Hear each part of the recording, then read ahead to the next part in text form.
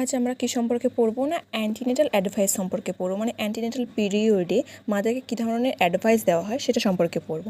তো অ্যান্টিনেটাল অ্যাডভাইসগুলো যখন একটা মাদারকে দেওয়া হয় তখন 3টে প্রিন্সিপাল ফলো করে দেওয়া হয়। 3টে প্রিন্সিপাল কী না, মাদারকে বোঝাতে হবে এই যে রেগুলার চেক আপ বা যে অ্যান্টিনেটাল অ্যাডভাইসগুলো দিচ্ছি তার গুরুত্বটা কী, তার ইম্পর্টেন্সটা কী।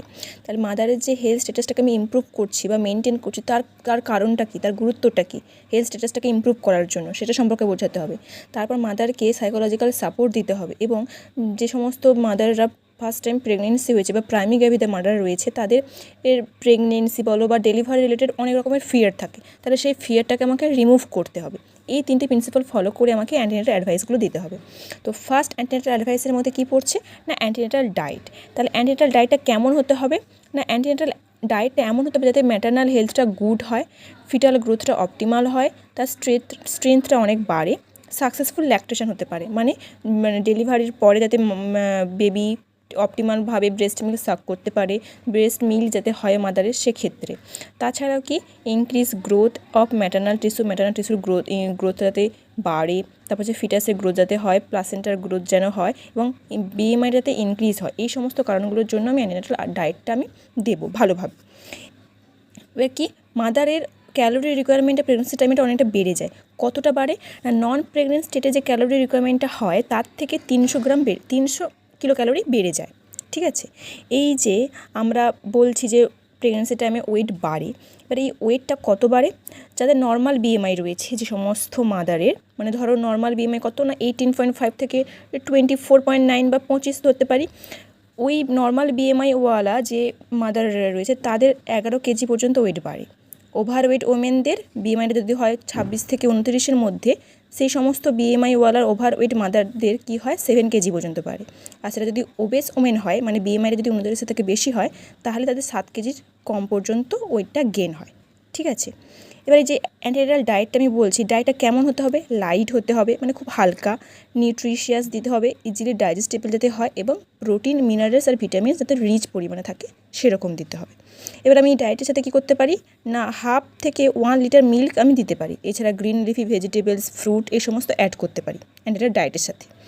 আমি যেখানে বারবার বলছি প্রোটিন ফ্যাট, এই প্রোটিনটা কেমন হতে হবে না অ্যামাইনো অ্যাসিড কন্টেন্ট প্রোটিন আমাকে দিতে হবে। আর ফ্যাটটা কেমন হতে হবে, অ্যানিম্যাল টাইপের ফ্যাট হতে হবে, মানে যাতে ভিটামিন এ আর ডিটা প্রচুর পরিমাণে থাকে। ঠিক আছে, আমি প্রত্যেক মাদারকে অ্যান্টিনেটাল অ্যাডভাইস যখন দেবো, মাদারের ফুড হ্যাবিটস, টেস্ট বা সোশিও ইকোনমিক কন্ডিশনের উপর বেস করে আমাকে দিতে হবে, মানে তাদের ক্ষেত্রে যেন রিজনেবল হয়, তারা যেন ইজিলি অ্যাকসেপ্ট করতে পারে অ্যাডভাইসটা, সেরকম দিতে হবে। ঠিক আছে, আর সাপ্লিমেন্টারি নিউট্রিশন আমাকে প্রোভাইড করতে হবে। তাহলে অ্যান্টিনেটাল ডায়েট হল। এবার অ্যান্টিনেটাল হাইজিন, মানে মাদার কেমন হাইজিনিক স্ট্যাটাস মেনটেন করবে, প্রচুর পরিমাণে রেস্ট অ্যান্ড স্লিপ করতে হবে, বাউল প্যাটার্নটা নর্মাল হতে হবে, রেগুলার বাথিং করতে হবে, ডেন্টাল কেয়ার নিতে হবে, স্মোকিং এবং অ্যালকোহলটাকে অ্যাভয়েড করতে হবে, ক্লথিংটা কি মানে যাতে ইজিলি পরতে পারে সেরকম ক্লথিং হতে হবে, শুজ মানে হাই হিল পরা বারণ করতে হবে, মানে অ্যাভয়েড করতে হবে হাই হিলটাকে, ফ্ল্যাট যে স্লিপারগুলো হয় সেগুলো ইউজ করতে হবে, বেলটাকে আমাকে অ্যাভয়েড করতে হবে, কেয়ার অফ ব্রেস্টের কেয়ার নিতে হবে, কয়টাস মানে ফার্স্ট টাইমস্টার আর পর্যন্ত কয়টাস ঠিক আছে, তারপরে কয়টাসটাকে আমাকে অ্যাভয়েড করতে হবে, বা ট্রাভেল ফার্স্ট টাইমস্টার পর্যন্ত ট্রাভেল ঠিক আছে, তারপরে যে টাইমস্টারগুলো হয় সেকেন্ড বা থার্ডে, ওখানে লং ট্রাভেলগুলো আমাকে অ্যাভয়েড করতে হবে। এবার কি অ্যান্টিনেটাল ইমিউনাইজেশন, অ্যান্টিনেটাল পিরিয়ডে বিভিন্ন ইমিউনাইজেশনগুলো হয়, সেখানে কি আমাকে অ্যাভয়েড করতে হবে, মানে কি লাইভ ভাইরাস যে ভ্যাকসিনগুলো রয়েছে যেমন রুবেল্লা, মিজেলস বা মামস, ওগুলো কন্ট্রাইন্ডিকেটেড, ওগুলো দেওয়া যাবে না প্রেগনেন্সি টাইমে, কিন্তু আমি র্যাবিস, হেপ এ বা হেপ বি বা টিটি যেটাকে বলি টক্সয়েড, সেগুলো আমি দিতে পারি। ঠিক আছে, এবার অ্যান্টিনেটাল এক্সারসাইজ কি, আমাকে অ্যান্টিনেটাল এক্সারসাইজ করতে হবে রেগুলার, কি পার ডে 30 মিনিট এক্সারসাইজ করতে হবে।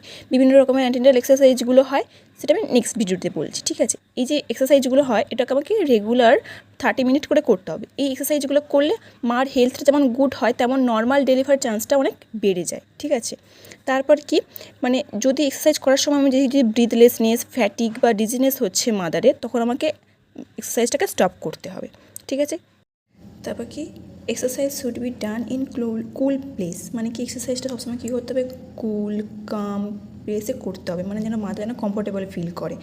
কন্ট্রাইন্ডিকেশন অফ এক্সারসাইজ মানে কি এক্সারসাইজ কোন কোন ক্ষেত্রে করবে না মাদার, সমস্ত অ্যান্টিনেটাল অ্যাডভাইসগুলো ফলো করলেও এক্সারসাইজটা করবে না কি যদি ফিটাল গ্রোথ রেস্ট্রিকশন থাকে, মানে ফিটালের গ্রোথটা যদি খুব কম হয়, বা সার্ভাইকাল যদি ইনসাফিসিয়েন্সি হয়, হাইপার টেনশন ইন প্রেগনেন্সি মানে প্রেগনেন্সি টাইমে যদি হাই বিপি থাকে, বা যদি কোনো কার্ডিয়াক বা পালমোনারি ডিজিজ হয়, বা যদি ভ্যাজিনাল ব্লিডিংয়ের হিস্ট্রি থাকে, বা প্রিটার্ম লেবারের রিস্ক থাকে, তাহলে সেক্ষেত্রে মাদারদের এক্সারসাইজ করতে বারণ করব।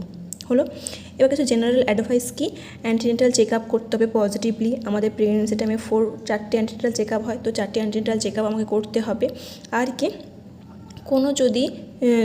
কোনো রকমের যদি কোনো সিমটমস দেখা দেয়, যেমন ধরো হেডেক বা ডিস্টার্ব স্লিপ, এই সমস্ত সিমটমসগুলো, এছাড়াও আরও কি সিমটমস রয়েছে, এছাড়া রয়েছে যে রেস্টলেসনেস, ইউরিনারি ট্রাভেল যদি হয়, এপিগ্যাস্ট্রিক রিজনে যদি পেন হয়, ভমিটিং বা স্ক্যান্ট ইউরিনেশন যদি হয়, তখন আমাকে ফিজিশিয়ানের পরামর্শ বা ডক্টরের পরামর্শ নিতে হবে। এছাড়া কি, মানে কখন হসপিটালাইজ হতে হবে না, যদি পেনফুল ইউটেরাইন কন্ট্রাকশন, মানে ইউটেরাইন কন্ট্রাকশনটা যদি পেনফুল হয়, বা যদি ধরো